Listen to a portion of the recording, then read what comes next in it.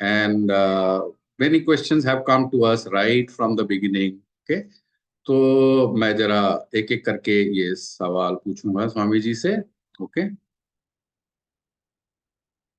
Swamiji, one of the first questions is that one sec, HRCT scan, a spot has been diagnosed on my lung. Doctors are not able to understand it. So, will Kumbhak therapy help me get rid of this spot? Your So, I'll give you one example. एक example आपको देता हूँ.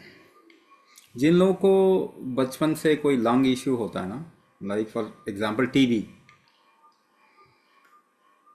और वो कई बार repeat होता है. Once you do a course it might come back also. Pneumonia हो गया, तो ऐसे लोगों को ना स्पॉट रह जाते हैं, लंग्स पे स्पॉट रह जाते हैं, और वो ज़िंदगी भर जाते नहीं हैं. सो देर वॉज अ लेडी, और देर इज़ अ लेडी, उन्होंने कुंभक शुरू किया. उनके बचपन से यही हालत थी.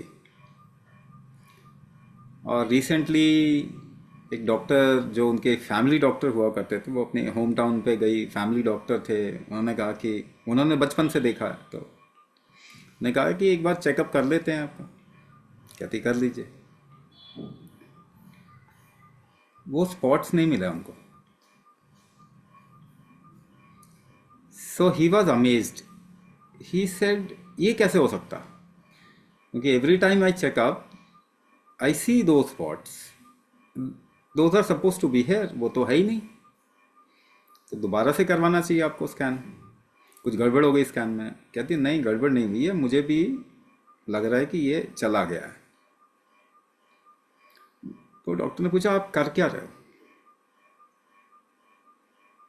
आप ऐसा क्या कर रहे हो जिससे कि स्पॉट्स भी चले गए. तो उन्होंने कहा पर आपको नहीं समझ में आएगा. मैं कुंभक कर रही हूँ, और पिछले वो 1.5 साल के आसपास हो गए थे उनको. 1.5 साल से कर रही हूँ, और उस वजह से मेरे स्पॉट्स गए हैं. इनफैक्ट मुझे जो प्रॉब्लम भी आती थी पहले, वो अब नहीं आ रही है. ही सेड वो जो भी कुछ हो आप उसे छोड़ना मत. ठीक है. उसके डॉक्टर को मालूम नहीं था क्या कर रही. कहती वो जो भी आप कुछ कर रहे हो उसको आप छोड़ना मत. ये तो अमेजिंग चीज़ है. अब स्पॉट्स होते क्या हैं? Dead tissue. स्पॉट्स क्या होते हैं? Dead tissue. क्या डेड टिश्यू रिवाइव नहीं होते, दोबारा से रीजनरेट नहीं होते आपकी बॉडी में? होते ही हैं, बट रीजनरेशन फैक्टर अगर ज़्यादा हो तो वो हो पाएंगे अच्छे से, वरना एक लेवल तक होंगे, उसके बाद नहीं हो पाएंगे. तो कुंभक वो रीजनरेटिव फैक्टर बढ़ाने का नाम है. इससे आपके स्पॉट्स जो अभी स्पॉट हुए सारे, या जिनके भी हैं, जिनको अगर बचपन से अस्थमा होता है उनको तो स्पॉट्स बहुत सारे मिलेंगे ही मिलेंगे. और अदरवाइज कोई बहुत ही इन्फेक्शन, खतरनाक इन्फेक्शन टाइप जो होता है, उनको स्पॉट्स मिल जाते हैं, है ना. लंग जिनका कमज़ोर है उनके भी स्पॉट्स मिल जाएंगे. या फिर जो हेवी स्मोकर्स हो गए, है ना, उनके भी मिलेंगे. तो ऐसे लोगों को तो कुंभक कंपलसरी होना चाहिए. स्पॉट्स आपके निकल जाएंगे, चिंता मत करो. या तो डेड टिश्यू है, या तो डेड टिश्यू को ही फाइब्रोसिस भी कहते हैं. फाइब्रोसिस है. फाइब्रोसिस के बारे में थोड़ा सा और मैं बताऊंगा. और मल्टीपल स्टोन ये कॉमन होता जा रहा है. फाइब्रोसिस है, लंग फाइब्रोसिस है, तो पर भी वो स्पॉट्स मिलेंगे. जहाँ भी फाइब्रोसिस है वहाँ पे देखने को मिलेगा. सो फाइब्रोसिस क्या होता है, तो आप एग्जाम्पल से हमेशा समझने की कोशिश करें, and try to understand it in your own sense. आपके सेंस में समझने की कोशिश करें चीज़ों को. तो पेड़ से आप एक हरी भरी टहनी तोड़ लीजिए. हाँ, थोड़ी पतली वाली हरी भरी टहनी तोड़ लीजिए. उसको बेंड करेंगे तो बहुत लचीला होता है ना. 3 हफ्ते तक उसको धूप में छोड़ दो, रहने दो, धूप में छोड़ दो. फिर सेम टहनी को उठाओ और उसको बेंड करने की कोशिश करो, टूट जाएगा. अभी क्या हो गया, उसको फाइब्रोसिस हो गया. इसका मतलब क्या हुआ, पहले ये समझिए. इसका मतलब क्या, फाइब्रोसिस का मतलब क्या? पानी सूख गया, एक पार्ट फाइब्रोसिस का. पानी सूख गया। The dehydrating nature of human system, the or dehydrating quotient of human system has increased drastically in the last 50 years. पिछले 50 सालों में ह्यूमन बॉडी ज्यादा डिहाइड्रेट हो रहा है। ऐसा क्यों? What is the main reason? पहला reason, any medicine that you take dehydrates you. पहला रीजन क्या है? कोई भी दवाई, सबके घर में दवाई होगी ना, दर्द की दवाई, एस्थमा का इनहेलर, पेन की दवाई होगी, पैरासिटामोल तो मत पूछो। आप जो भी दवाई खाते हैं वो आपको डिहाइड्रेट करता है, क्योंकि 95% आप जो दवाई खाते हैं वो शरीर बाहर निकाल देता है। कैसे निकालता है शरीर? शरीर का पानी जो है उसमें डिसॉल्व करके निकालता है। तो पानी का इस्तेमाल कहाँ हो रहा है? सफाई में ज्यादा हो रहा है, क्योंकि आप गड़बड़ चीज डाल रहे हो शरीर के अंदर।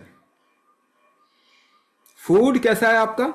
Hybrid, inorganic, process, genetically modified. आपका बॉडी उसको फूड की जगह खतरा समझता है, अब वो भी निकाल रहा है, क्योंकि खतरा है जी। आपका शरीर खुद ही ग्लूकोज बनाता है और उसको फ्रीक्वेंट यूरिनेशन से बाहर निकालता है। इसे कहते हैं डायबिटीज। बढ़ रही है, कम हो रही है? बढ़ रही है। इट इज इंक्रीजिंग, एपिडेमिक बन रहा है, क्योंकि आप रिस्क डाल रहे हो। जो मेडिसिन खा रहे हो वो शरीर निकाल रहा है, जो फूड खा रहे हो वो भी शरीर निकाल रहा है। एनवायरमेंट के बारे में बता दीजिए, पिछले 50 साल में हमने बदल दिया कि नहीं बदला? आप एक दूसरे ही एनवायरमेंट में रह रहे हो, जो आपके लिए पहले जैसा नहीं है, यानी उतना कंड्यूसिव नहीं, उतना अच्छा नहीं है, थोड़ा रिस्क है, रिस्क है वो। तो आपका बॉडी डिहाइड्रेट हो रहा है। आसपास में पानी कितना है आपके? ताल, तालाब, सरोवर, नदियां, पानी है। जमीन के नीचे फ्रॉम 20 फीट टू 10,000 फीट नीचे चला गया, वाटर टेबल गया। आपके शरीर के आसपास पानी नहीं है, obviously your body will dehydrate. होगा कि नहीं होगा? कितना कॉमन है समझना, कितना आसान है समझना। तो अभी क्या कर सकते हैं? वाटर होल्डिंग कैपेसिटी बढ़ानी पड़ेगी। फाइब्रोसिस ठीक करना है तो पानी को रोकने की कैपेसिटी बढ़ानी पड़ेगी ना। रोकना कैसे करते हो? हम क्या प्रैक्टिस कर रहे हैं? कुंभक, रोकना, होल्डिंग। आप वही बढ़ा रहे हैं ना। तो क्या देखने को मिलेगा जब कुंभक करना शुरू करेंगे? तो आपके बॉडी में भी तो रफ एजेस होंगे ना, होंगे कि नहीं होंगे? और फीमेल्स के लिए तो बहुत कंसर्न वाली बात है, रफ एजेस हो जाते हैं ना। कोनियां रफ हो गई, घुटने रफ हो गए, बटक्स रफ हो गए, वहां रफ टिश्यूज हैं, पाँव के तलवे में रफ टिश्यूज हैं। कुंभक करते ही वो सॉफ्ट होना शुरू हो जाएंगे। कुंभक करते ही वो सॉफ्ट होने शुरू हो जाएंगे। आपकी बायोलॉजिकल एज घट जाएगी, आप यंग दिखने लग जाओगे। पानी शरीर होल्ड जैसे ही करेगा, आपके सारे rough edges including inside rough tissues, fibrosis, वो ठीक होना शुरू हो जाएंगे। कुंभक इकलौता तरीका जिससे फाइब्रोसिस ठीक होगा आपका। करना चाहिए कि नहीं करना चाहिए? इसका एक और फैक्टर है मेटाबॉलिज्म। अगर मेटाबॉलिज्म वीक है तो रिपेयर नहीं होता जल्दी आपके बॉडी में। कुंभक करने से मेटाबॉलिज्म बढ़ेगा तो रिपेयर वर्क भी जल्दी तेज होगा आपके बॉडी के अंदर। ये दो चीजें बताया तो फाइब्रोसिस भी ठीक हो जाएगा। Swami ji, another question is, one of my lung is underdeveloped since childhood because of scoliosis of spine. Now I am on oxygen concentrator and BiPAP during sleep at night. Will this help me? Scoliosis,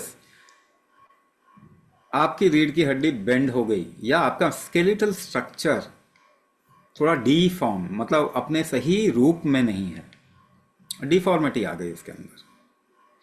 ठीक है ना। इसको ऐसे मान के चलते हैं कि एक बलून जो है वो आपने फुलाया और वो बड़ा अच्छा फूला, और आपने 2-3 दिन तक उसको अपने ही कमरे में छोड़ दिया, इधर उधर हाथ मारते रहे। 2-3 दिन के बाद देखेंगे ना वो थोड़ा सा ऐसे झुलस सा गया है ना, उसका स्ट्रक्चर थोड़ा अजीब हो गया। फिर आप क्या करोगे? फिर वापस से उसमें हवा भर दीजिए, वापस से स्ट्रक्चर अच्छा हो जाता है। तो स्ट्रक्चर को अगर वापस रिवाइव करना हो ना, तो इसको कहते हैं व्यान शक्ति। यानी इसको फॉर्मूला क्या होता है, अगर आपको किसी चीज अपने बॉडी का स्ट्रक्चर ठीक करना है तो इसका फॉर्मूला क्या होगा, 1:4:2।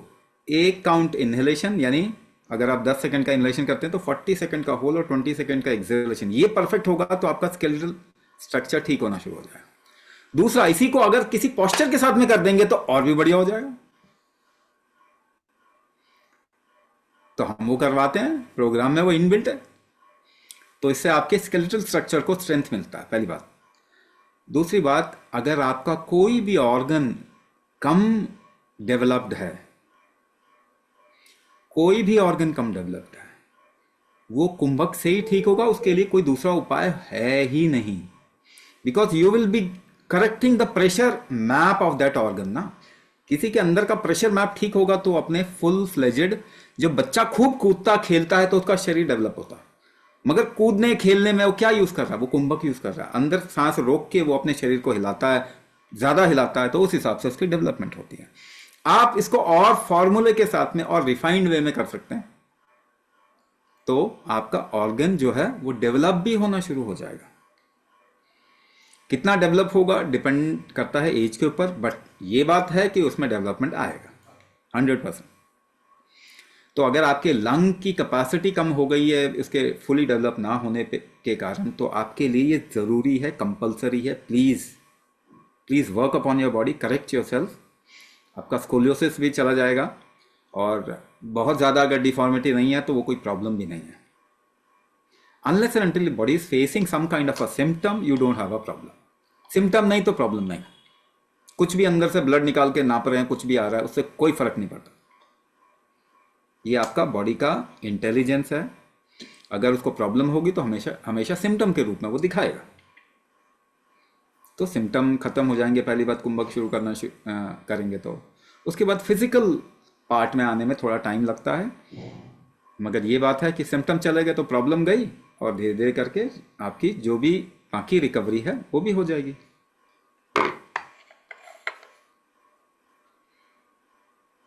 Swamiji, we have questions about post-nasal discharge due to pressure of sinusitis and allergies and high and rapid mucus formation. Inflammation में सबसे बड़ी प्रॉब्लम क्या होती है, इन्फेक्शन होने का chance. There are lot of pores in your body. आपके शरीर में बहुत अलग अलग सैक्स, मतलब जगह है, खाली जगह है। तो एक जगह साइनस, चेहरे के हड्डी और ऊपर जो मसल्स है उसके बीच में गैप्स है, वो साइनस है सारा का सारा। अच्छा, ये साइनस वाला पार्ट है, ये जो खाली जगह है, इसमें क्या फ्लो करता है, इसमें लिम्फ फ्लो करता है, लिम्फ सेलुलर वेस्ट फ्लो करता है। और सेलुलर वेस्ट को फ्लो कराने के लिए, यानी वो वेस्ट आपके शरीर से बाहर निकले, लिम्फेटिक फ्लो सही हो, उसके लिए आपका बॉडी का एफर्ट जरूरी होता है। देखो, ब्लड के फ्लो करने के लिए एक हार्ट लगा हुआ है ना, फ्लो करवाने में मदद करता है, हेल्प करता है। लिम्फ के फ्लो में कोई हार्ट नहीं लगा हुआ, पंप नहीं लगा हुआ। तो जितना आपकी बॉडी की एक्टिविटी होता है उतना लिम्फेटिक क्लियरेंस होता है, निकलता है। लेकिन वो क्लियरेंस की शक्ति, अगर आपका डिटॉक्स एस्पेक्ट वीक है, तब आपको, और जितने भी क्लियरेंस होते हैं ना प्रेशर में होते हैं, तो प्रेशर आप अगर बिल्डअप करेंगे अपने अंदर बॉडी का, तो क्लियरेंस ज्यादा होता है। ये साइनस की प्रॉब्लम 100% ठीक हो जाती है कुंभक से, क्योंकि जैसे ही आप प्रेशर बिल्ड करना शुरू करते हैं, दस लिम्फेटिक क्लियरेंस स्टार्ट्स हैपनिंग मोर। एक और टिप दे दूं मैं आपको, जिनको भी साइनस की प्रॉब्लम है ना, एक चीज कि उनको हमेशा अपने शरीर को थोड़ा गर्म रखना पड़ेगा, और दूसरा वो विपरीत करनी, यानी पाँव ऊपर सिर नीचे ऐसे स्लांट लेटेंगे ना, थोड़ा हफ्ते में 2 बार ऐसा करके फॉर 30 मिनट्स, तो उनको आराम मिलेगा। बट दीज आर टिप्स से कोई आप ठीक नहीं होगा, फंडामेंटल ठीक नहीं होगा, आपका आराम मिल जाएगा ना। बॉडी गर्म करने के लिए और क्या कर सकते हैं, आप अगर कुंभक करेंगे तो आपका बॉडी नेचुरली गर्म होना शुरू हो जाएगा। प्रेशर इंक्रीजेस टेम्परेचर, सीधी सी बात है। आपको कोई बहुत बॉडी एक्टिविटी करने की जरूरत नहीं, by sitting and doing kumbhak you will see the temperature of your body will go up. तो आपको साइनस में एकदम से आराम भी मिल जाएगा and slowly you will see the problem itself will vanish, गायब हो जाएगा प्रॉब्लम। ये इतना आसान है, but with bye taking medicine और सम काइंड ऑफ अ कहते हैं जो आपका बलगम को डिसॉल्व करता है, एनिस्टाइलसिस्टीन का अगर आप थोड़ा, या फिर भाप ले रहे हैं, हाँ, तो उससे क्या होता है आपका थोड़ा क्लियरेंस होता है, but the very strength of clearing things doesn't increase. Nebulisation अगर आप करते हैं ना, so it clears the phlegm, थोड़ा फ्लेम का क्लियरेंस होता है।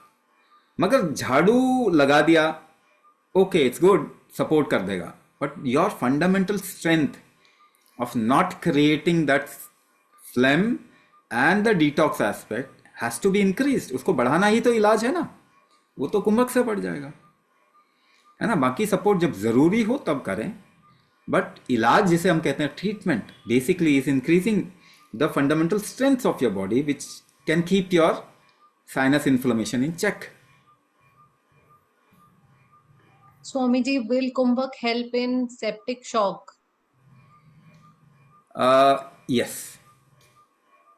सेप्टिक शॉक एक्चुअली में क्या, किस वजह से आता है मालूम है आपको? सपोज आपके बॉडी का एक हीलिंग प्रोसेस है ना, हीलिंग प्रोसेस है। नाउ हीलिंग प्रोसेस हमेशा आपके बॉडी में होता ही है, रहता ही है। When ever there is a kind of an infection या सेप्सिस बनने का, इन्फेक्शन होने का चांस बनता है, तो बॉडी हैंडल्स इट, बॉडी जो है उसको ठीक करने की कोशिश करता है। But suppose your tolerance to it is down, आपकी झेलने की क्षमता कम हो गई है, your tolerance to any kind of infection, और you have your body is not able to tolerate many things, allergic condition है आपको, तब क्या होगा? Your immunity will drastically shoot up, क्योंकि रिस्क ज्यादा क्रिएट हो गया। छोटे रिस्क को भी आपका बॉडी झेल नहीं पाएगा, your immunity will shoot up drastically, that creates a shock. वो आपके शरीर में एक शॉक की स्थिति लेके आता है, ठीक है। Is it bad? अगर सच में देखा जाए तो आप भी ऐसे ही काम करोगे। What your body is doing. If you are very weak and even a small risk comes, you will react more violently. आप ज्यादा इंटेंसली रिएक्ट, कुछ लोग होते हैं छोटी छोटी चीजों को भी इतना बतंगड़ बना देते हैं, शौक ही है ना वो कमजोर इंसान है वो, नहीं, छोटी छोटी चीज भी झेल नहीं पाते। They get into a kind of a shock situation, ये क्या हो गया, एकदम से ओवर रिएक्शन होता है। Your body is also doing it, आपका शरीर भी कर रहा है, क्योंकि उसको लग रहा है this is a very big thing, मुझे बहुत प्रॉब्लम हो जाएगा, तो your immunity suddenly shoots up, that is a shock. Shock को एब्जॉर्ब करने के लिए सोल्यूशन क्या है इसका? Now these are fancy words, देखो आपने फैंसी वर्ड्स तो पढ़ लिए क्या कहीं ना कहीं से, कोई डॉक्टर ने बता दिया आपको, सोल्यूशन कोई नहीं बताता, है ना। बीमारियों के कितने नाम आपको बताए गए हैं, मगर सोल्यूशन आज तक कोई भी एक अस्थमा का पेशेंट ठीक नहीं हुआ in 100 years by taking medicine, और that for that matter other chronic things related to lungs, है ना। कोई भी ठीक नहीं हुआ आज तक। एलर्जी से कोई ठीक हुआ है 100 साल के अंदर? 100 साल छोड़ो, 50 साल ले लो, चलो, कोई ठीक हुआ? एक भी ठीक नहीं हुआ। So those are management. तो मैनेजमेंट कभी बहुत जरूरी हो तो थोड़ा कर सकते हैं, but you can't depend on medicine for your life. इसका मतलब you have become disabled, your body has become disabled, and by taking external support your body slowly becomes disabled. अगर आप चलने के बजाय आप व्हील चेयर पे ही चलने लगे, after few years you will lose your walking ability, isn't it? तो आप अगर केवल मेडिसिन पर डिपेंडेंट रहते हैं तो you will lose your healing strength, you will lose your life, the fundamental strength of life. तो क्या करना चाहिए? टॉलरेंस कैसे बढ़ाएंगे? टॉलरेंस बढ़ा लेंगे तो शॉक आने के एपिसोड्स कम हो जाएंगे, धीरे धीरे चले जाएंगे। टॉलरेंस कैसे बढ़ाएंगे? 10 किलो का वेट उठाओ जरा, कैसे टॉलरेट करते हैं? वेट को कैसे टॉलरेट करते हो, कैसे उठाते हो बताइए? आप सांस रोकते हैं फिर उठाते हैं, है कि नहीं है? You hold your breath, create that strength and lift it up. 20 kilo उठाना है तो क्या करना पड़ेगा? देखो, स्ट्रेस फैक्टर दुनिया में बढ़ गए हैं ना, सब आपको बोल रहे हैं, सब बोल रहे हैं ना स्ट्रेस फैक्टर बढ़ गए, मगर किसी ने ये नहीं बोला आपको कि टॉलरेंस बढ़ा लो, कोई प्रॉब्लम नहीं आएगा। टॉलरेंस कैसे बढ़ाओगे? 10 किलो उठाने के लिए जितना सांस रोकते हैं, 20 किलो उठाने के लिए उससे ज्यादा सांस रोकनी पड़ेगी। Your ability to hold your breath should be more, yes और no? That's how you will increase your tolerance. So kumbhak is that practice through which your tolerance will increase. That's how your allergies will go off. किसी ने allergy का बात किया था, आपकी allergy चली जाएगी क्योंकि आपके बॉडी में टॉलरेंस नहीं है। तो हिस्टामिन रिलीज ज्यादा होने के कारण हिस्टामिन रेजिस्टेंट हो गया आपका बॉडी, हिस्टामिन रेजिस्टेंट हो गया। हिस्टामिन रेजिस्टेंट अगर हो गया है तो आपको एपिसोड्स ऑफ एलर्जीज बहुत बढ़ जाएगा, हर चीज से होने लग जाएगा।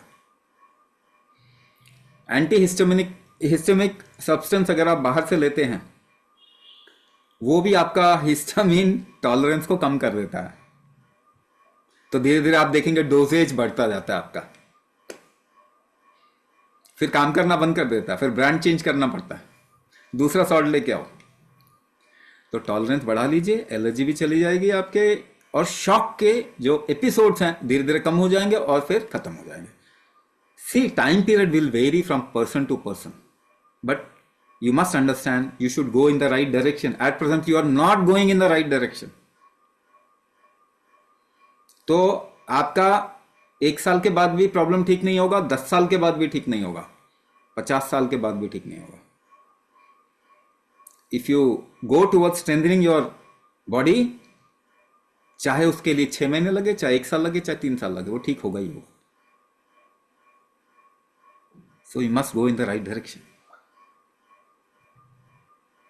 Swamiji, today we have many questions regarding allergy. क्या एलर्जी के कारण joint pain होता है, food allergies, and can skin allergy be cured, things like this. तो आप इसको राइट पर्सपेक्टिव में रखो। पहले हर चीज को एक दूसरे के साथ में रिलेटेड तो होते हैं, बट आपको समझना पड़ेगा क्यों। एलर्जी के कारण जॉइंट पेन नहीं हो रहा, एलर्जी के कारण मेटाबॉलिज्म आपका खराब है।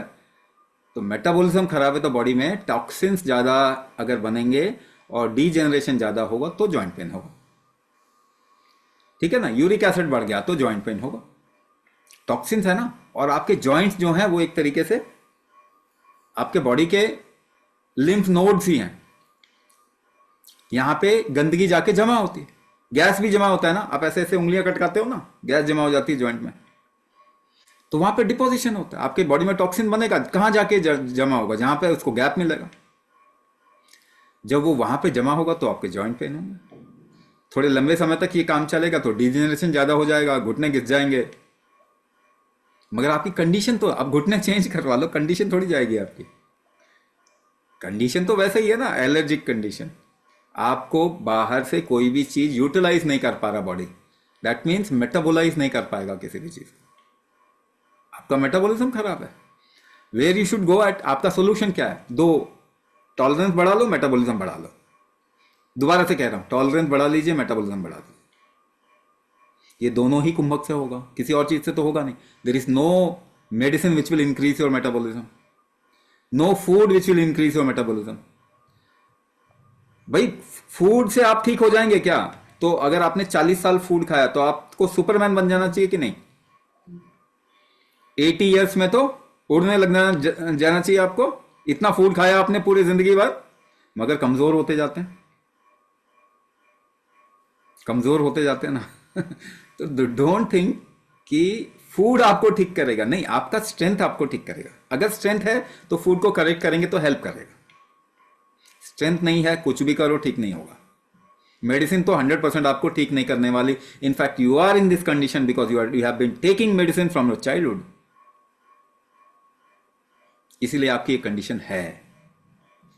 तो आपने 30 साल, 40 साल, 50 साल, 60 साल, 70 साल दवाइयाँ खाई है ना, तो आपकी कंडीशन इसी वजह से खराब है। तो मेडिसिन आपको ठीक नहीं करेगा, लेकिन क्योंकि हमने अपने बॉडी को डिपेंडेंट बना दिया है मेडिसिन के ऊपर, तो बहुत ज़रूरी हो तो उस समय अर्जेंट मेजर के तौर पे उसको ले लेना चाहिए, but for a short period of time. Suppose you have become a drunker, drug addict, आप ड्रग एडिक्ट तो बन ही चुके हैं, है ना। ऐसा नहीं है कि पड़ोसी का लड़का ड्रग एडिक्ट, आपके घर में देखो, मेडिसिन बॉक्स देखो,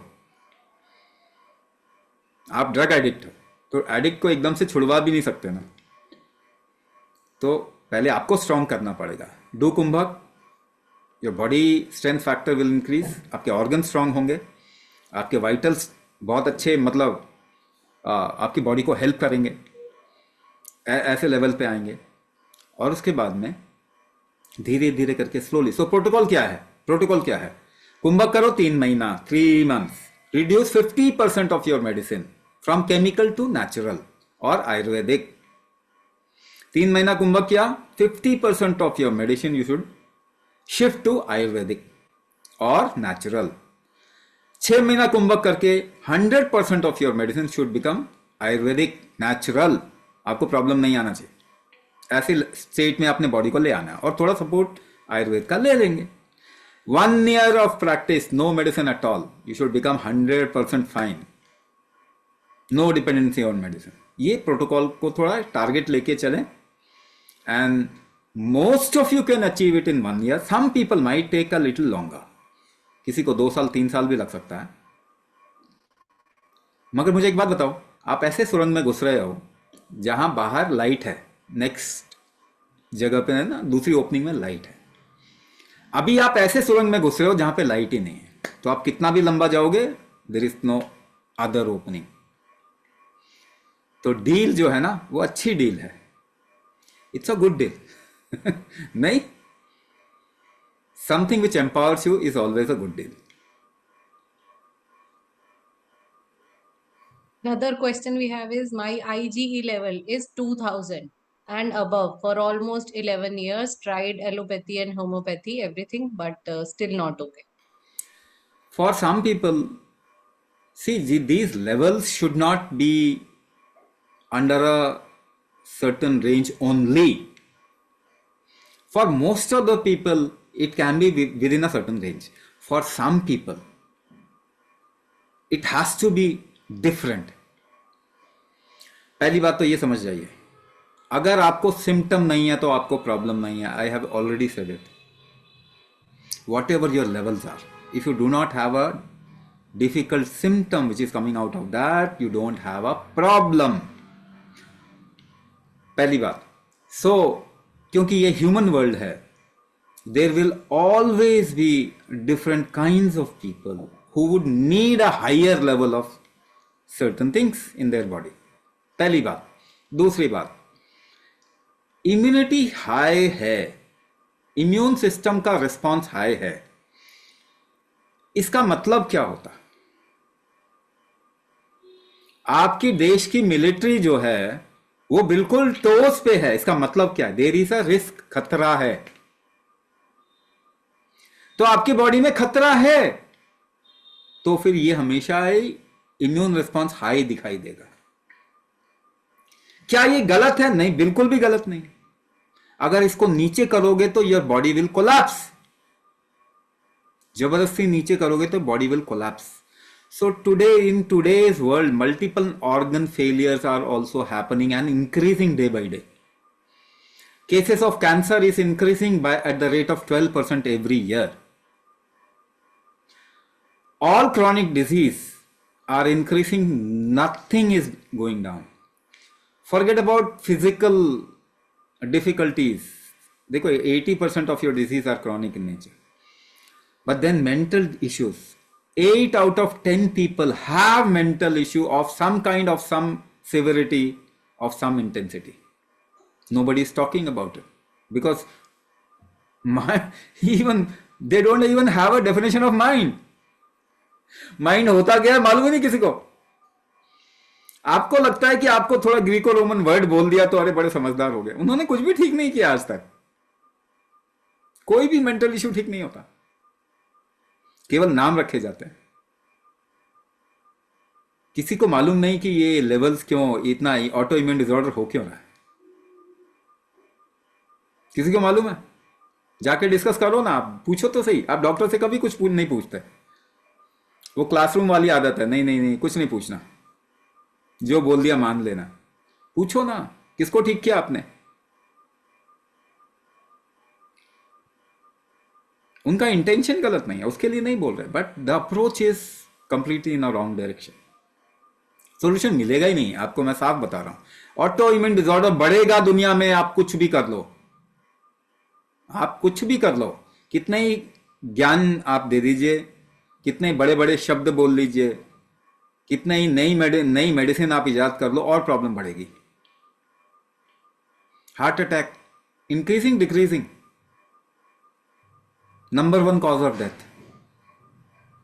तो ये काम नहीं करेगा। मैं वापस कह रहा हूं, you will have to think with your wisdom. अपनी समझ से समझना पड़ेगा। आपने जो पढ़ाई लिखाई की उसको साइड में रखो, अपनी समझ से समझिए।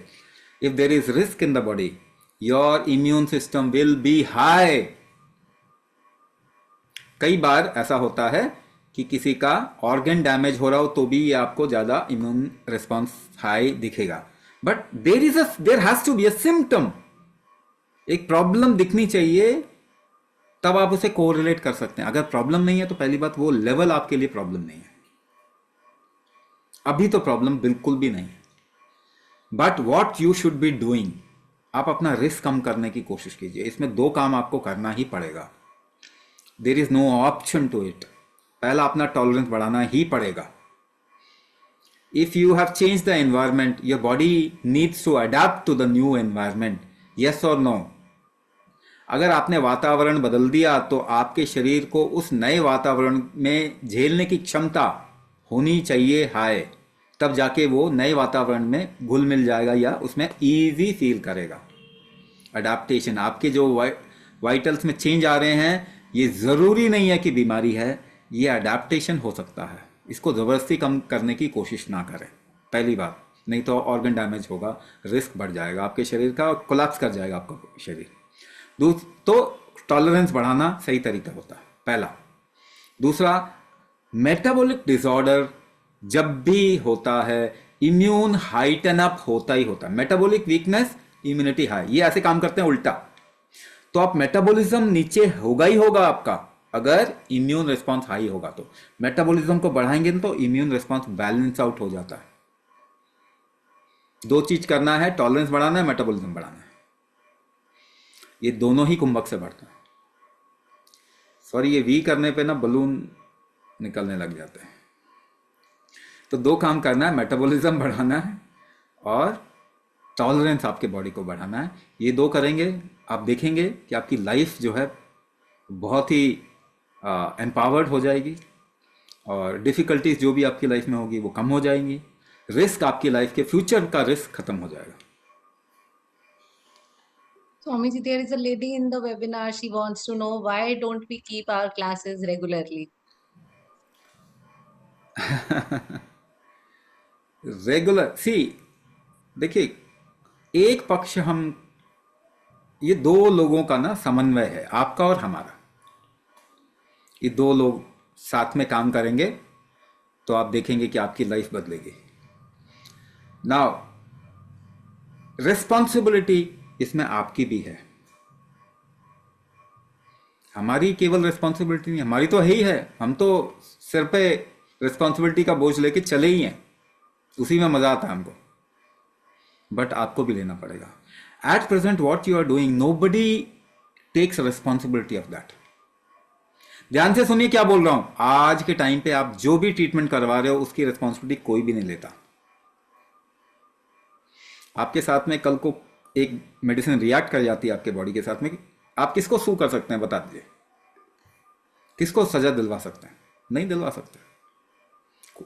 और जिसने दिया वो आपकी रिस्पॉन्सिबिलिटी नहीं लेगा, क्योंकि वो आपके जीवन की रिस्पॉन्सिबिलिटी नहीं लेता, वो केवल अपने प्रोटोकॉल की रिस्पॉन्सिबिलिटी लेता है जो उसने कॉलेज में पढ़ा है, कि मैंने ये प्रोटोकॉल पढ़ा है, वो प्रोटोकॉल मैं अपना दूंगा, इससे ज्यादा मेरे को, आप ठीक हो नहीं हो इससे मुझे कोई लेना देना नहीं है। आपके बच्चे खराब हो जाएं, आपकी नेक्स्ट जनरेशन खराब हो जाए, मुझे ढेला फर्क नहीं पड़ता, मुझे कुछ नहीं लेना देना उससे। मैंने कॉलेज में एक प्रोटोकॉल पढ़ा है, किसी ने मुझे पढ़ा दिया है, वो मुझे फॉलो करना है। अगर मैंने प्रोटोकॉल फॉलो नहीं किया तो मेरी डिग्री चली जाएगी। कानून, सरकारें जो कानून बनाती हैं, क्या वो रिस्पॉन्सिबिलिटी लेंगी आपकी? कोई भी नहीं लेगा। WHO, आप जो दवाई खाते हो उससे पूरे वेस्ट को, बिग फार्मा कंपनी को पैसा देते हो, वो हथियार बनाते हैं, वो ऐसे ऐसे काम करते हैं, आप पे रूल करने के सारे काम करते हैं, आपको नीचे गिराने के काम करते हैं, वो लेंगे रिस्पॉन्सिबिलिटी। दोबारा से, आपके जीवन की रिस्पॉन्सिबिलिटी आपकी है, कोई और नहीं लेने वाला। आपका शरीर केवल रिस्पॉन्सिबिलिटी लेता है। आपका शरीर आपको ठीक करने की कोशिश करता है, और कोई दुनिया में ऐसा नहीं है जो आपको ठीक करने की कोशिश करता है या कर सकता है।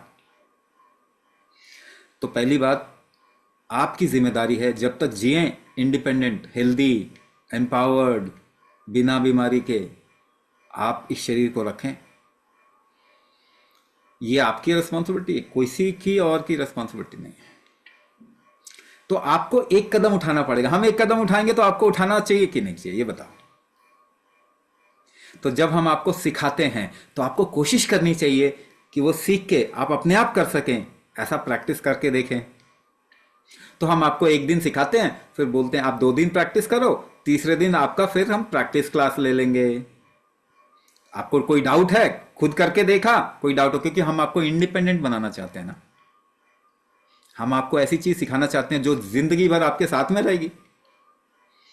तो आपको प्रैक्टिस सिखाया, वो आपने सीखा, कुछ प्रॉब्लम आई, आपने मेंटर्स को कॉल करके पूछ लिया, मैसेज करके पूछ लिया, या प्रैक्टिस क्लास में आके पूछ लिया, फिर करेक्ट हो गया, फिर आपने 2 दिन प्रैक्टिस किया, फिर आपको एक नया प्रैक्टिस सिखाएंगे, एक क्लास, है ना। तो एक कदम हमारा, और फिर आपकी भी जिम्मेदारी, एक कदम आपका भी। और ऐसे करते करते कुछ समय में आप देखेंगे आप इंडिपेंडेंट हो जाएंगे, अपने आप कर रहे हैं प्रैक्टिस, आपको पता चल गया ये कैसे करना है, आप अपने हिसाब से कर पाएंगे। अब यह आपका अपना मेथड हो गया। अब आप एम्पावर्ड हो गए एक मेथड के साथ में। कल को आपने प्रैक्टिस से फायदा हुआ, उसके बाद छोड़ दिया आपने, फिर आपके बॉडी ने बोला कि अरे मेरे को फिर थोड़ी प्रॉब्लम आ रही है, तो आप दोबारा प्रैक्टिस चालू कर दीजिए, क्योंकि आपके पास वो हथियार है ना, एक वेपन तो है, दे दिया हमने आपको। तो थोड़ी आपकी भी जिम्मेदारी इसमें होनी चाहिए, है ना। हैंड होल्डिंग करके जब चलते हैं ना, हम बच्चे को हाथ से ऐसे चलाएंगे ना, वो चलना नहीं सीखेगा। और लोगों को ना दूसरे को डिपेंडेंट बनाने में मजा आता है, क्योंकि वो एम्पावर्ड फील करते हैं, है ना। अब आपको बोला कि जिंदगी भर ये दवाई खानी होगी, मेरी बात माननी पड़ेगी, नहीं तो ये हो जाएगा, वो हो जाएगा, फलाना ढिमकाना, ठीक तो हम करेंगे नहीं आपको। ये बोला नहीं, मगर अल्टीमेटली इरादा तो वही है, डिपेंडेंट बना देना। ये कभी अच्छी स्थिति नहीं होती। आपको हम एम्पावर करना चाहते हैं, मगर एक कदम आपका भी चाहिए, और वो आपको उठाना चाहिए। Thank you, Swamiji, for answering all the questions. Thank you for your precious time. We'll be taking some more of your